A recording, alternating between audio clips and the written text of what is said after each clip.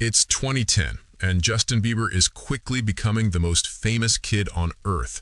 He's 15 years old, grinning on red carpets, charming every talk show host in sight, and selling out arenas before he even drops an album. He wasn't just a pop star. He was the most Googled celebrity on the planet.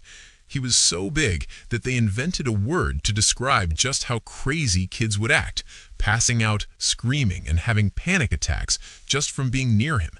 Bieber fever was a once-in-a-generation phenomenon. But now, 15 years later, a new video starts circulating online.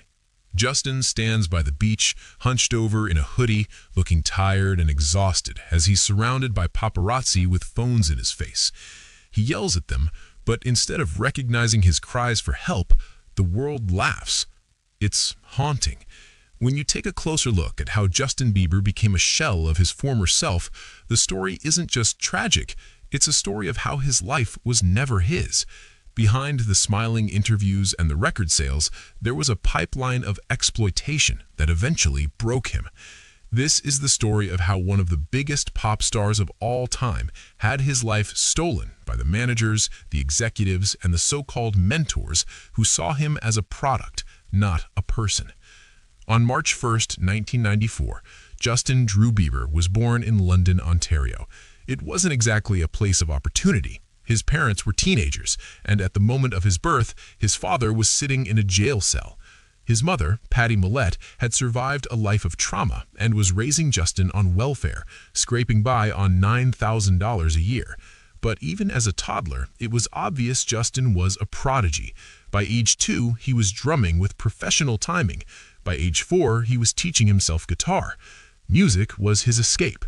When Patty uploaded his local talent show clips to YouTube in 2007, she just wanted family members to see them.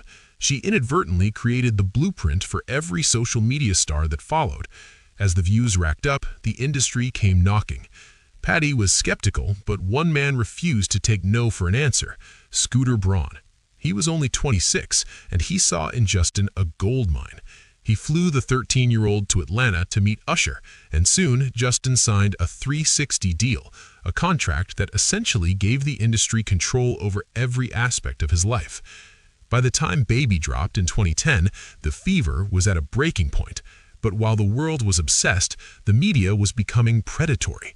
Grown adults were mocking, sexualizing, and harassing a 15-year-old kid on national television. We watched him tell interviewers he felt violated, and we laughed. We treated him like a punchline, not a child. The pressure was immense. Justin was a touring machine, playing 125 shows across 5 continents before he was old enough to drive. He was hiding his own passport just to get a day off. But for the label, he was a franchise. He was too big to stop. This grueling schedule led to a rapid spiral. By 2013, the sweet kid image shattered. Drag racing, criminal charges, and public outbursts became the new narrative. The world called him a spoiled brat, but in reality, he was a kid self-medicating for anxiety and exhaustion, desperate to reclaim some form of control. Even when he tried to heal through religion, he was surrounded by figures like Carl Lentz and Judah Smith, pastors who often seemed more interested in celebrity proximity than spiritual health. By 2023, the financial toll of the machine became clear. Despite generating over $1 billion in his career, Justin didn't own his masters. To settle debts from canceled tours and commissions owed to Scooter Braun, Justin sold the rights to his entire musical catalog at just 30 years old. It was a move of desperation, not a planned retirement. Today, Justin Bieber stands as a cautionary tale. He achieved the dream, the money, the fame, the global adoration, but it cost him his youth, his health, and his privacy. He was a kid who just wanted to buy his mom a house, and in exchange, he was fed into a machine that didn't stop until there was nothing left to harvest. The story of Justin Bieber isn't about a pop star who lost his way. It's about a world that refused to let a child be human because he was too profitable as a product.